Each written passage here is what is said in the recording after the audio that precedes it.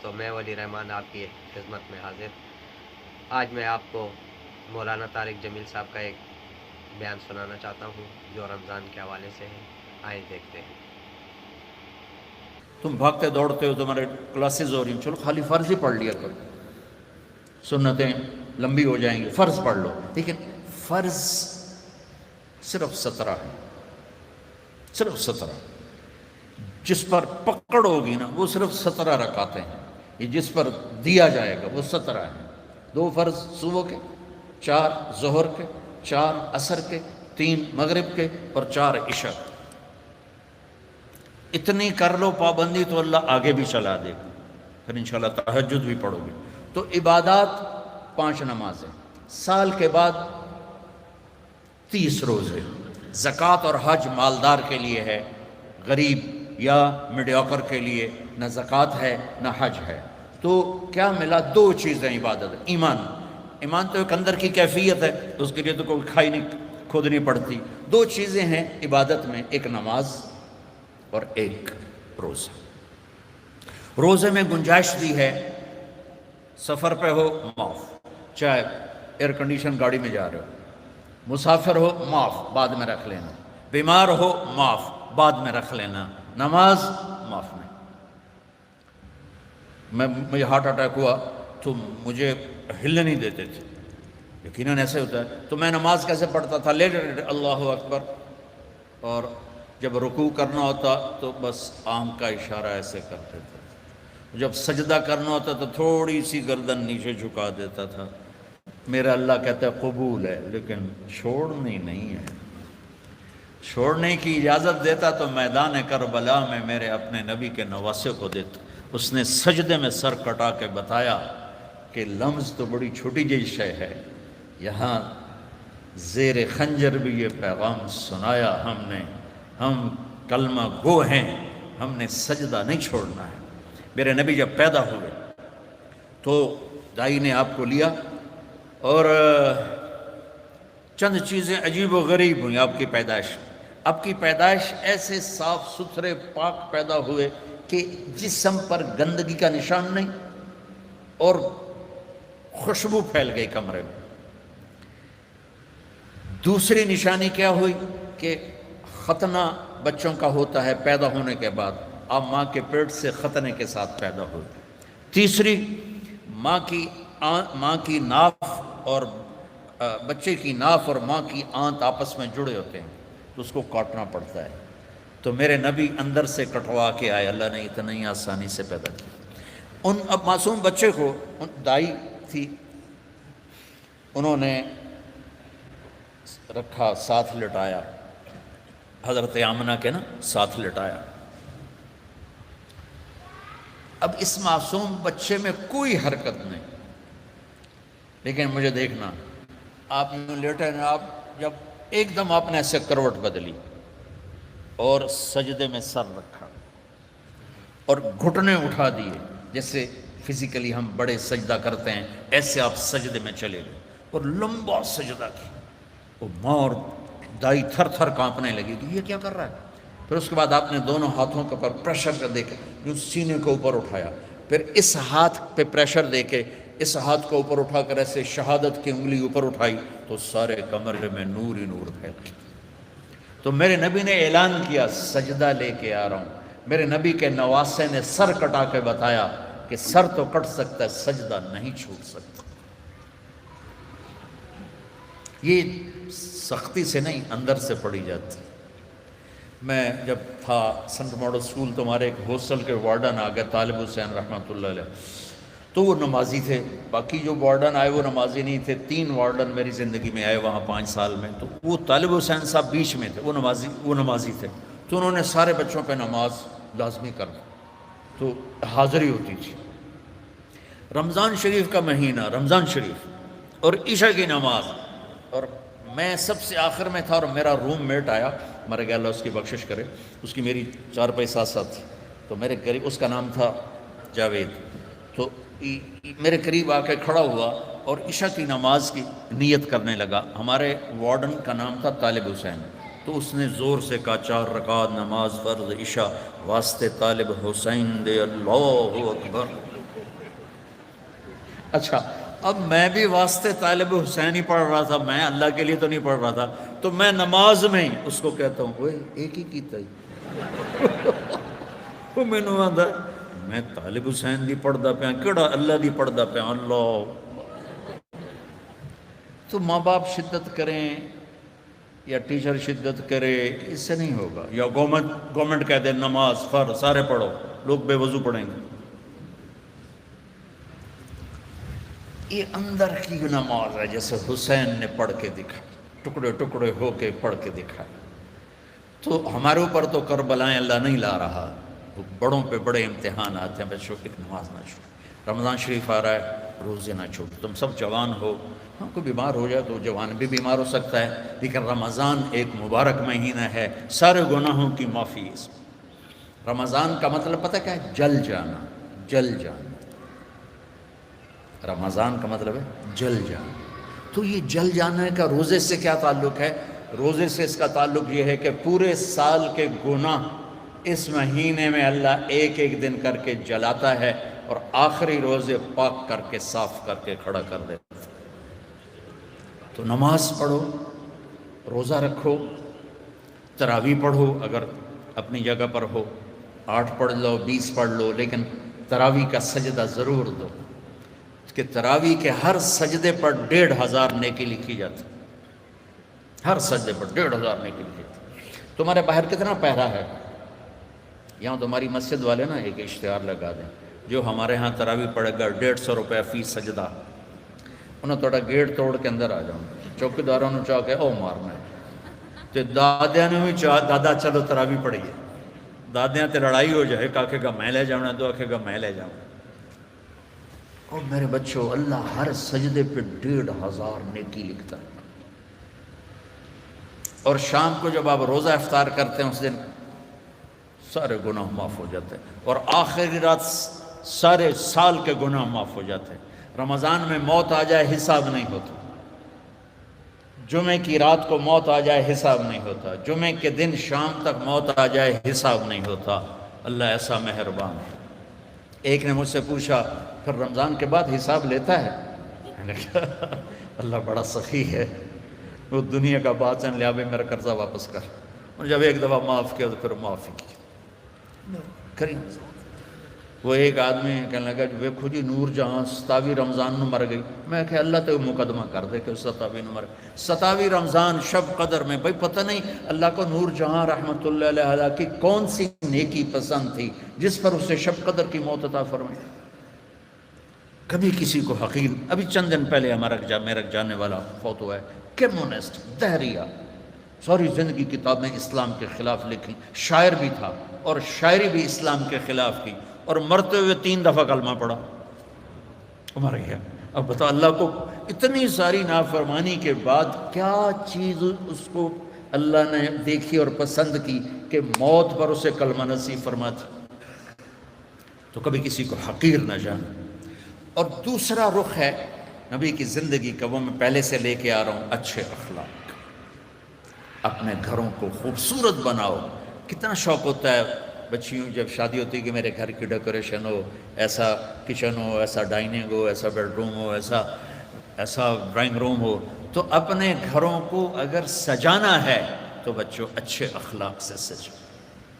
دیکھو بیٹی کو رخصت کرنا آسان نہیں ہوتا ہے، ہم نے 2 بیٹیاں رخصت کی ہیں، آج تم کسی کی بیٹی کو گھر لے کے جا رہے ہو، قربانیاں یہ دیتی ہیں، تم تو اس کو گھر سے نکال کے لے جا رہے ہو۔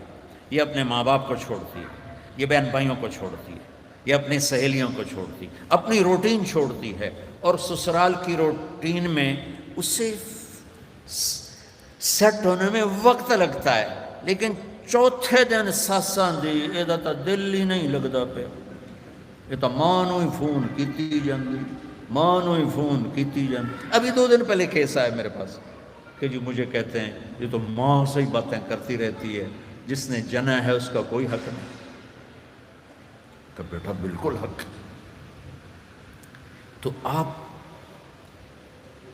انڈونیشیا کا کلچر ہے کہ بچے کی شادی ہو کر بچی کے گھر جاتے ہیں، کیونکہ وہاں لڑکیاں اتنی زیادہ ہیں کہ وہاں مقابلہ ہوتا رہتا ہے، تو وہاں بچے کی رخصتی ہوتی ہے، یہاں آپ بچیوں کی رخصتی ہوتی ہے۔ جس نے گھر چھوڑا، بہن بھائی چھوڑے، سہیلیاں چھوڑی، وہ کتنی بڑی قربانی کر کے پہنچی ہے، تم جاتے ہی اس کو تانے دینا شروع کر دو تو اچھا اس پہ قابو رکھو اگر گھر آباد کرنا ہے.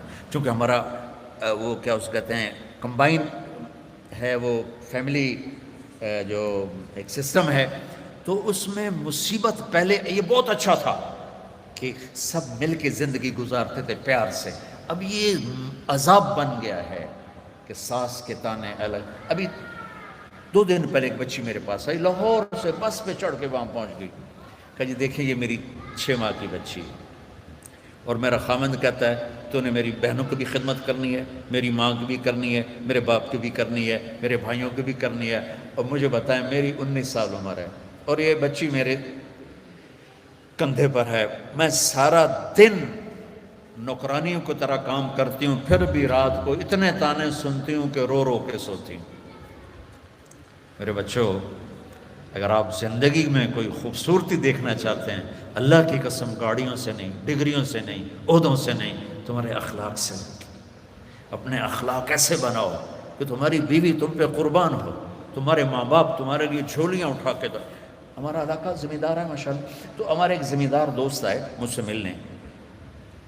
سنو غور سے، باپ کہہ رہا ہے مولانا صاحب میرا بیٹا آگ میں جل رہا ہو تو ہم ماں باپ اس کے لیے دعا نہیں کریں گے کہ اللہ اس کو بچا دے. اس نے ہمیں اتنا جلایا ہے، اتنا جلایا ہے کہ ہم کہتے ہیں ٹھیک ہے سڑ جا. ایسے نہ آپ بچیوں سے کہتے ہو آپ پرائے گھر میں جا رہی ہو، جگہ بنانے میں وقت لگتا ہے اور بولنے سے وقت جگہ نہیں بنتی، خاموش رہنے سے جگہ بنتی. آپ کو پتہ ہے اس امت کی بنیاد ایک عورت نے رکھی، میرے نبی کی بنیاد حضرت ہاجرہ نے ڈالی. اور کیسے ڈالی؟ حضرت ہاجرہ شہزادی تھی جو ابراہیم علیہ السلام سے شادی ہوئی، ان کی 20-21 برس عمر، ابراہیم علیہ السلام کو 84 سال عمر.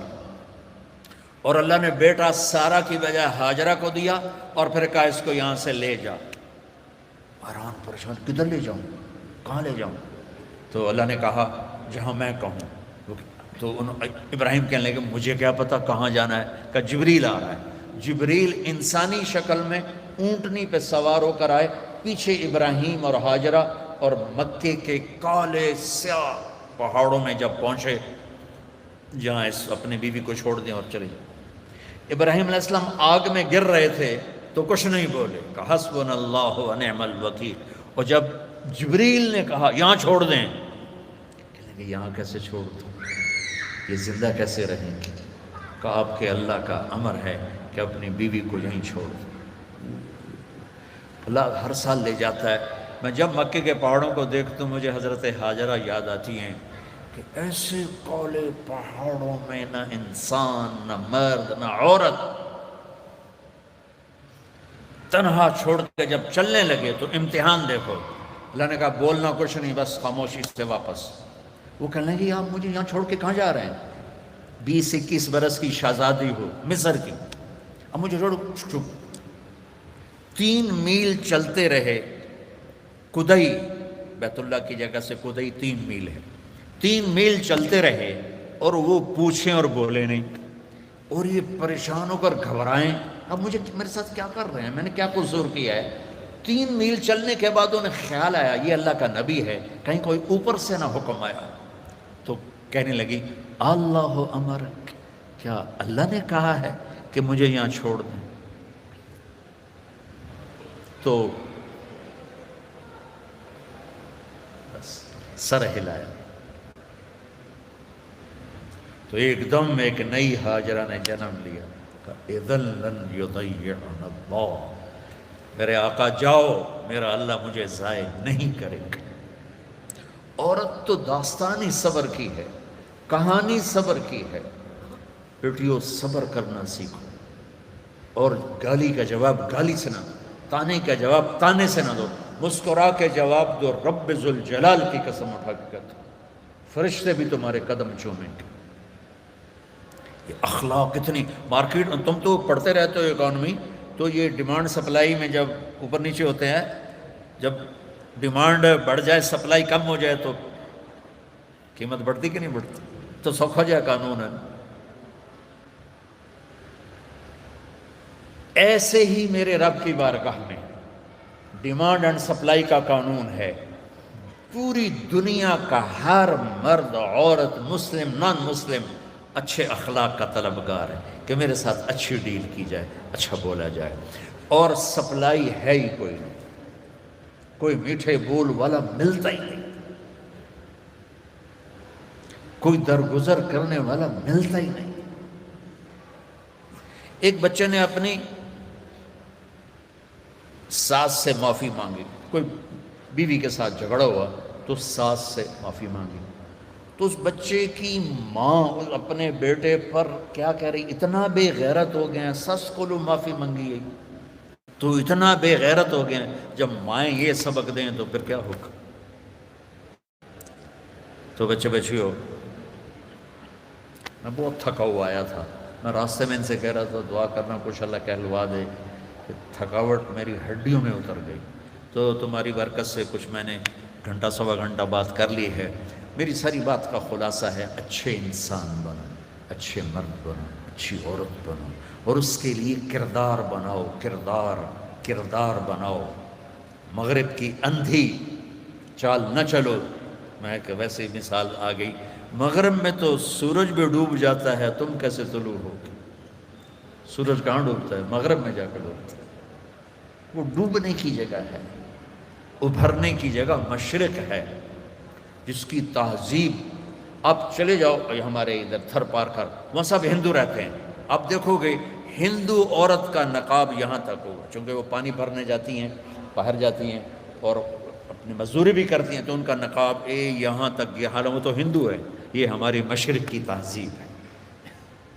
تو آپس میں کوئی لڑے ہوئے ہو، صلح کر لو، کوئی لڑائی جھگڑا ہو ہی جاتا ہے، جوان ہو، صلح کر لو۔ والدین زندہ ہیں، ان کی دعا لو۔ شادی ہو جائے، اچھے اخلاق سے بیوی کا دل لے لو۔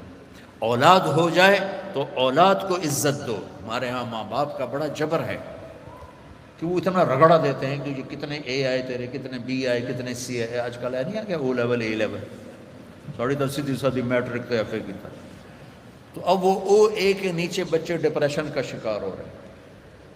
اتنے بڑے بڑے بستے اٹھا کے جا رہے ہیں چھوٹے چھوٹے بچے۔ تو اپنے بچوں پر شفقت کرو، اپنے بچوں کے ساتھ محبت۔ تمہارے ماں باپ سختی کریں، برداشت کر لو، لیکن جو والدین بیٹھے ہیں، مائیں بیٹھی ہیں، باپ بیٹھے ہیں، ان کو کہہ رہا ہوں اولاد کے ساتھ نرمی اور شفقت کا سلوک کرو۔ عرب اپنے بچوں کو اٹھاتے نہیں تھے، پیار نہیں کرتے تھے، یہ کلچر تھا عرب۔ اور سردار مجال ہی نہیں کہ کسی کے سامنے بچے کو پیار کرے۔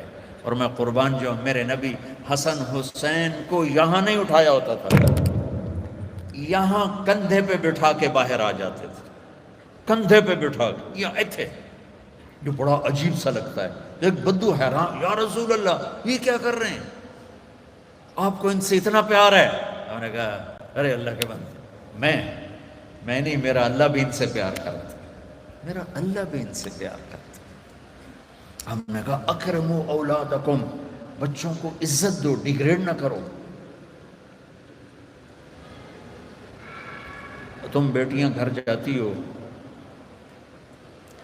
کبھی تمہاری ماں نے اٹھ کے تمہارا استقبال کیا؟ آؤ بھائی، یا ابا نے؟ ابا تو ویسے ہی چڑھے ہوں، قرضہ سر تے چڑھے ہوئے، اور آدمی مقروض جو جتنا بڑا کاروباری ہے اتنا بڑا مقروض۔ میرے نبی پاک صلی اللہ علیہ وسلم، یہ میرے نبی کا گھر، اور دو گھر سے مراد ہے ایک ایک کمرہ، حضرت بی بی فاطمہ سیدہ کا گھر تھا، جنت کی عورتوں کی سردار۔ جنت میں نور کی چمک اٹھے گی تو جنتی فرشتوں سے پوچھیں گے یہ نور کہاں سے آ گیا؟ جنت خود نورانی، یہ کون سا نور ہے جو جنت کے نور پہ چھا گیا؟ تو فرشتے بتائیں گے کہ اوپر کی جنت میں علی و فاطمہ بیٹھے تھے، کسی بات پہ ہنسے ہیں، ان کے دانتوں سے جو نور نکلا ہے اس نے پوری جنت کو روشن کر دیا۔ تو فاطمہ کی بیٹیاں بنو، مغرب کی بیٹیاں نہ بنو، محمد مصطفیٰ کے غلام بنو، مغرب کے غلام نہ بنو۔ میں پھر شعر دہراتا ہوں، ہم خود تراشتے ہیں منازل کے سنگ میل، ہم وہ نہیں ہیں جن کو زمانہ بنا گیا۔ تو آمد رفت روز تھی، روز۔ اب بی بی فاطمہ دروازے پر آئی ہیں اور میرے نبی کی نظر پڑی ہے، اور آپ زمین پہ بیٹھے ہیں، چیئر پر بیٹھے ہیں، چارپائی پہ لیٹے ہوئے ہیں، میرے رب کی قسم یوں کھڑے ہو جاتے، وہ صرف کھڑے نہیں رہتے تھے، دوڑ کے آگے جاتے تھے، دوڑ کے، اور اپنی بیٹی کا ہاتھ پکڑ لیتے، اور پکڑ کے دیکھو مجھے یہ چومتے، اور ہاتھ پکڑے پکڑے لا کر چارپائی پہ بٹھاتے، اس کے بعد خود بیٹھتے تھے۔ یہ ہے اولاد کو عزت دینا۔ پھر وہ جنت کی عورتوں کی سردار مائیں، ان ماؤں نے ڈنڈا اٹھا، تیرے اے کتنے آئے، تیرے بی کتنے آئے، تیرے سی کتنے آئے، اس کو انسان بننے دو، اے بی سی چکڑ لو ان۔ ہمارے پاکستان کی پڑھائی تو کاروبار ہے، کوئی تعلیم تو ہے؟ تعلیم کا مطلب تو عقل کو بیدار کرنا ہے، نہ کہ پیسے کمانا۔ یہ ہمارے سارے تعلیمی ادارے کاروباری ہیں، چاہے لمز والے ناراض بھی ہو جائیں، کاروباری۔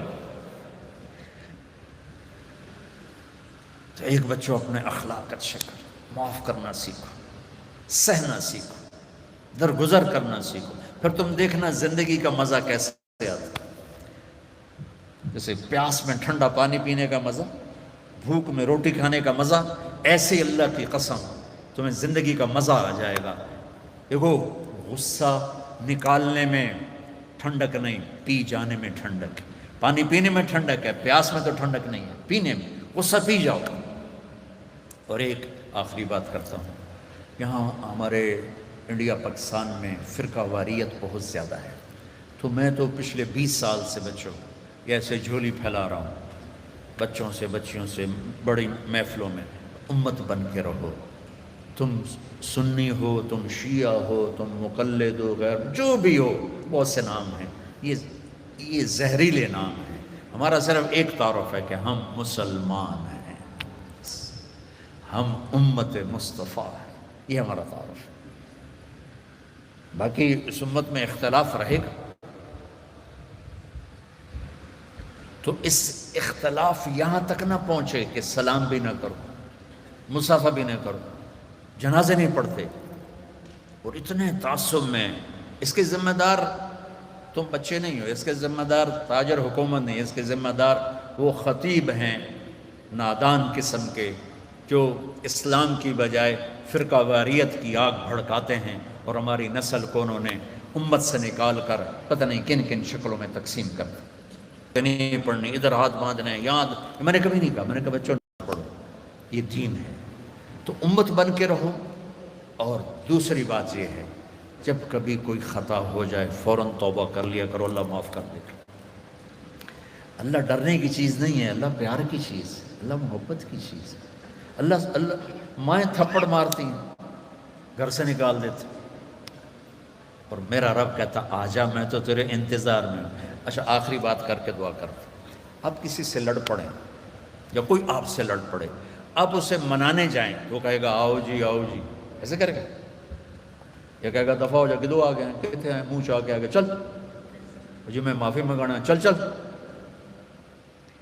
میری فیملی میں دو بزرگ میرے مطلب سگے چچا تو نہیں، تھوڑا سا ایک فاصلے سے سیکنڈ چچا، وہ دونوں بھائی آپس میں لڑ پڑے، اور اتنا لڑ پڑے کہ گالی گلوچ پہ آ گئے۔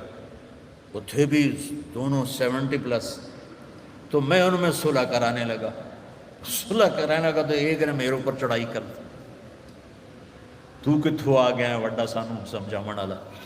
وہ بہت ہی ناراض ہو گیا، تو میں ان کو منانے گیا، میں نے اپنا ملازم بھیجا، دیکھو میاں صاحب ہیں۔ تو میاں صاحب نے جب دیکھا نا کہ میرا نوکر ہے، تو اٹھ کے ڈیرے میں چلے گئے کہ لگتا ہے طارق جمیل آونا ہے۔ ڈیرے میں چلے گئے، بھئی ادھر تو سب لوگ ہوتے ہیں، تیتھے تو نہیں آوے گا۔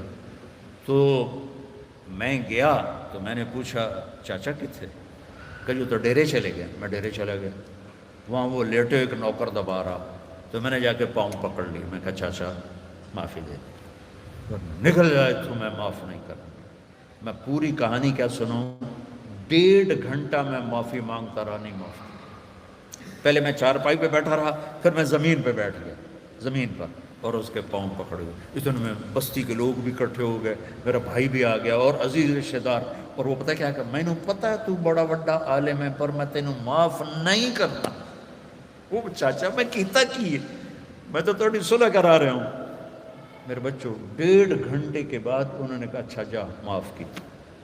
اور میرا اللہ کیا کہتا ہے, سن کہ میرے بندے میری بندی تو اتنے گناہ کر کہ یہاں سے اٹھا اور آسمان کی چھت کو لگا. اللہ اکبر. آپ کو پتہ ہے یہ گلیکسیز کتنی بڑی ہیں, کائنات کو کون دیکھ سکتا ہے. اور میرا اللہ کہتا ہے سوری گلیکسیز کو گناہوں سے بھر دے.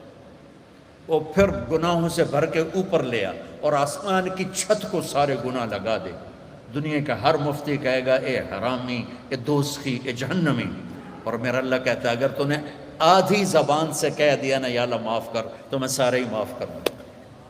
تو اللہ پیار کرنے کی چیز ہے یا ڈرنے کی چیز ہے؟ اللہ تو پیار کی چیز ہے.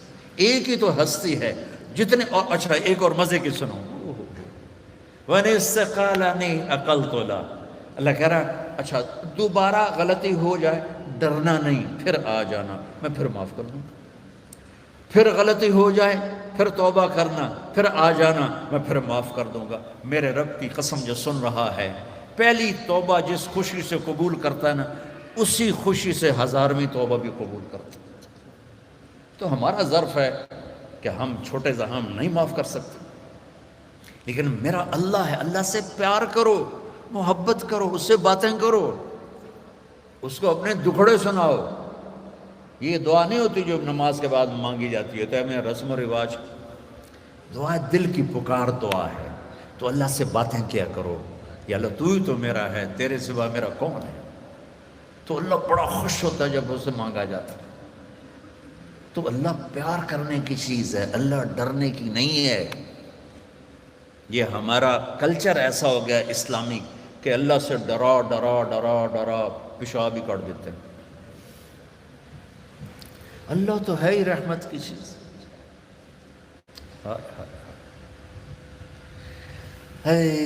قیامت کے دن اللہ 2 آدمیوں سے کہے گا چلو جہنم میں, تو ایک دوڑ لگا دے گا, ایک چلتے چلتے پیچھے مڑ کے دیکھے گا. اللہ تعالیٰ دونوں کو واپس بلا لے گا, کہے گا دوڑنے والے سے کدھر بھاگ رہا تھا, دیکھتا نہیں آگے آگ ہے. وہ کہے گا یا اللہ آگ میں تو اسی لیے جا رہا ہوں کہ تیری مانی نہیں, تو میں نے سوچا آج ہی مان لوں شاید تو خوش ہو جائے. ارے بھائی او میرے بندے تو پیچھے مڑ کے کیوں دیکھ رہا تھا؟ کہ یا اللہ تیری رحمت کے قصے اتنے سنے تھے کہ مجھے خیال آ رہا تھا ابھی مجھے واپس بلا کے معاف کر دے گا, ابھی مجھے واپس بلا کے معاف کر دے گا. میں اس لیے مڑ مڑ کے دیکھ رہا تھا, کچھ پلے نہیں, جہنم کا پرچہ کٹ چکا ہے. اور اللہ کہے گا میں تسی بڑے چنگے لگے ہو, جاؤ جنت. مزہ کیا بچوں, اللہ پیار کرنے کی چیز ہے, اللہ ڈرنے کا نہیں, پیار کا. ہاں ہاں ڈر ہے کہ ہم اس کی نافرمانی نہ کریں, کہیں ہمیں اللہ کی پکڑ میں نہ آ جائیں, لیکن وہ تو پیار کی چیز, محبت کی چیز. تو آپس میں صلح محبت سے رہو اور اپنی شادیاں ماں باپ کے حوالے کرو. بے شک اللہ نے بچیوں کو اختیار دیا, اس لیے کہ یہ کہتی ہے قبول کیا, آپ کہتے ہیں قبول کیا, والدین نہیں کہتے.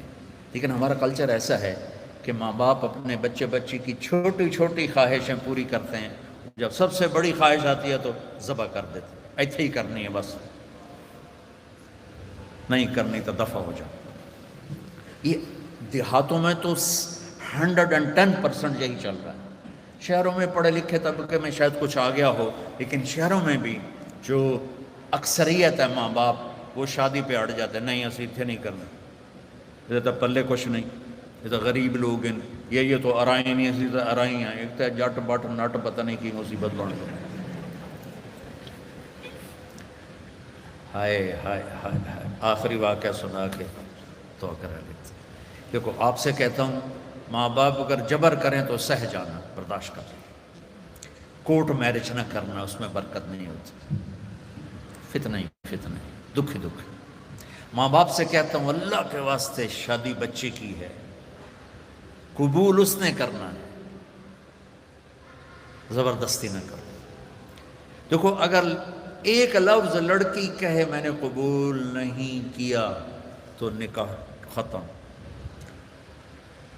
قبول کیا اس لفظ کے ساتھ ورڈنگ ہے، یا تمہاری بچی سائن کر دے تو ٹھیک ہے، لیکن لڑکے کے سائن نہیں چلیں گے، وہ کہے گا قبول کیا تو تب شادی ہوگی۔ ہمارے گاؤں کا بچہ بسوں میں جا لگا کنڈکٹر کے طور پر، کلینر اور وہ صفائی کرنے والا، بسوں پہ زندگی گزر گئی، جوان ہوا، اس کی شادی ہونے لگی۔ اب اس نے استاد جی آن دیو، استاد جی جان دیو، استاد جی کٹ لو، یہ آپ کبھی بسوں میں چھوڑے ہو تو آپ کو اندازہ ہو، آن دیو آن دیو آن دیو، وہ پیچھے جب بیک کر رہے تھے جان دیو جان دیو جان دیو، جب آ گیا تو اب اس کا نکاح ہو رہا ہے۔ یہ میں لطیفہ نہیں، سچا واقعہ سنا۔ مولوی صاحب نے کہا ہاں بھائی زینب بنت اسلم نو تیرے نکاح جتا 5000 مہر تو قبول کیتا؟ تھوڑی دیر چپ رہن کہنا جی آن دیو۔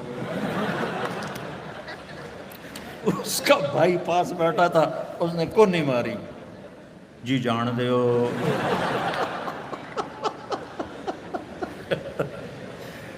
تو قبول تو ان بچے بچیوں نے کرنا ہے، ماں باپ جب اوپر مسلط ہوتے ہیں تو یہ ماں باپ سے کہہ رہا ہوں کہ اللہ کے واسطے یہ ظلم نہ کرو۔ میرے نبی پاک، پہلے میں حدیث سنا دی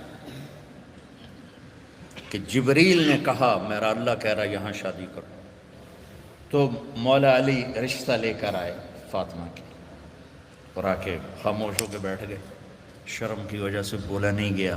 تو آپ نے کہا، اور جبریل علی سے پہلے آ گئے کہ فاطمہ علی کے لیے اور علی فاطمہ کے لیے، ٹھیک ہے۔ اس کے بعد کوئی چوائس ہے؟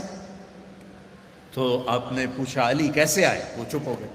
تو آپ نے کہا فاطمہ کے لیے آئے ہو؟ تو نے جی۔ تو آپ کہتے ہاں ٹھیک ہے جلدی کرو، لے گئے، جبریل آ گیا، اللہ کا حکم آ گیا۔ تو آپ نے کہا انشاءاللہ، اور یہ کہہ کر اٹھ گئے، ہاں نہیں کی، حالانکہ ہاں ہی کرنی۔ کیا خیال، یہ ہماری جو آج کی بچی ہیں، یہ بیچاری قربانی کا بکرا بانی کے ذبح ہو کے چلی جاتی ہیں نہ چاہنے کے باوجود، تو فاطمہ جیسی بیٹی اور محمد مصطفیٰ جیسا باپ ہو تو آپ کیا سمجھتی ہیں کہ فاطمہ نے کہنا تھا نہیں؟ آپ گھر گئے، بیٹی فاطمہ علی کا رشتہ آیا ہے، ہاں کر دو۔ یہ ماں باپ کے لیے سبق، بیٹی فاطمہ علی کا رشتہ آیا ہے، ہاں کر دو۔ جب انہوں نے سر ہلایا پھر وہ واپس گئے اور علی سے کہا چلو جمع کرو لوگوں کو۔ پھر مولا علی نے لوگوں کو جمع کیا، صحابہ کو اب ممبر پہ کھڑے ہوئے یہاں آگے بٹھایا، کہا لوگوں میرے پاس جبریل اللہ کا پیغام لائے ہیں کہ میں اپنی بیٹی فاطمہ کا نکاح علی کے ساتھ کر دوں۔ تو یہ ایک زندگی ہے بیٹو بیٹیوں، پڑھو سیکھو، زندگی سیکھنے کی چیز ہے۔ باقی ہر مخلوق اپنی لائف اندر سے لے کے آتے ہیں، زندگی کیسے گزارنی ہے شیر کو پتہ ہے میرا لائف سٹائل کیا ہے، چونٹی کو پتہ ہے میرا لائف سٹائل کیا ہے، کوے کو پتہ ہے میرا لائف سٹائل کیا ہے، گدھ کو عقاب ایک ہی طرح کے گوشت کھانے والے پرندے ہیں، لیکن عقاب تازہ گوشت پہ گرے گا اور گدھ مردار بدبودار پہ گرے گا۔ ہم کینیا میں تھے تو وہ مسائے مارا جنگل ہے 5000 کلومیٹر کا، وہاں بڑے بڑے 5 سٹار ہوٹل ہیں، تو وہاں ہم گئے جنگل کی زندگی دیکھنے کے لیے۔ تو ایک ٹرپ شام کو کیا ایک صبح جب ہم جیپ پہ واپس آ رہے تھے، میں نے اپنی آنکھوں سے دیکھا کہ عقاب تازہ گوشت کو نوچ رہا تھا اور گدھ گندے بدبودار گوشت کو نوچ رہا تھا۔ ان کو اپنے لائف سٹائل کا پتہ ہے، لیکن انسان کے اندر دو تار ہیں، غلط بھی صحیح بھی۔ اس زبان سے گالی بھی دے دو، دعا بھی دے دو، دونوں ہو سکتے ہیں۔ جھوٹ بھی بول دو، سچ بھی بول دو، دونوں ہو سکتے ہیں۔ چوری بھی کر لو، حلال بھی کھا لو، دونوں ہو سکتے ہیں۔ تو اس لیے ہمیں صحیح لائف سٹائل سیکھنا ہے اور غلط سے ہٹنا ہے، وہ ہے محمد مصطفیٰ صلی اللہ علیہ وسلم کی زندگی۔ تو اب بچوں سے تو کہتا ہوں کہ آپ کو چھٹیاں ہوں تبلیغ میں ضرور تھوڑا وقت لگائیں، اس سے بچوں آپ کو بہت فائدہ ہوگا، اور اپنے نبی کی سیرت پڑھو، قرآن پڑھو، اور آپس میں رہو صلح صفائی کے ساتھ، لڑائی جھگڑے کے ساتھ نہیں، ٹھیک ہے؟ نیت کرتے ہو؟ اور میرے لیے دعا کرنا، بہت تھکا ہوا ہوں، ہڈیاں دکھ رہی ہیں۔ اللهم صل على اللهم لك الحمد كما أنت أهله فصل على محمد كما أنت أهله وفعل بنا ما أنت أهله إنك أهل التقوى وأهل المغفرة. یا اللہ، یہ ہماری نسل ہے، یہ ہماری اولاد ہے، یہ ہمارا سرمایہ ہے، یہ سونے چاندی سے زیادہ، تیل گیس پیٹرول ٹیکنالوجی سے زیادہ قیمتی ہیں. یا اللہ، انہیں اپنا بندہ بنا لے اور اپنے حبیب کا غلام بنا دے، اور ان ہماری بیٹیوں کو اپنے نبی کی بیگمات کی بیٹیاں بنا دے، اور ان کے دامن پاکیزہ کر دے، زندگی خوبصورت کر دے، اچھے اخلاق کے ساتھ، اچھے ایمان کے ساتھ، اچھے کردار کے ساتھ. انہیں ماں باپ کی آنکھوں کی ٹھنڈک بنا، ان کے گھر بن جائیں تو ان کو خاوند کے لیے، خاوند کو ان کے لیے یا اللہ ٹھنڈک کا اور یا اللہ سکون کا ذریعہ بنا. اور یا اللہ جس مشن میں یہ تعلیم حاصل کر رہے ہیں اس میں انہیں کامیابی نصیب فرما، ان کو بلندیاں نصیب فرما، ان کی دنیا کو بھی خوبصورت بنا، ان کی آخرت کو بھی خوبصورت بنا. ان لمز والوں کو جزائے خیر عطا فرما جنہوں نے یہاں تیری بات کہلانے کا موقع مہیا کیا. یا اللہ جتنے ہمارے تعلیمی ادارے ہیں انہیں اخلاق ساز ادارے بنا دے. یا اللہ ہمارے دینی مدارس کو، ہمارے اسکول کالج یونیورسٹیز کو یا اللہ اخلاق ساز ادارے بنا دے. ان سے نکلنے والے بچے بچیاں. دوستو آپ نے ویڈیو دیکھی طارق جمیل صاحب کا بیان، آپ کو کیسا لگا کمنٹس میں اپنی رائے دیں. اور میرے چینل کا نام ہے ہم تم کو سبسکرائب کرنا نہ بھولیں. Thank you.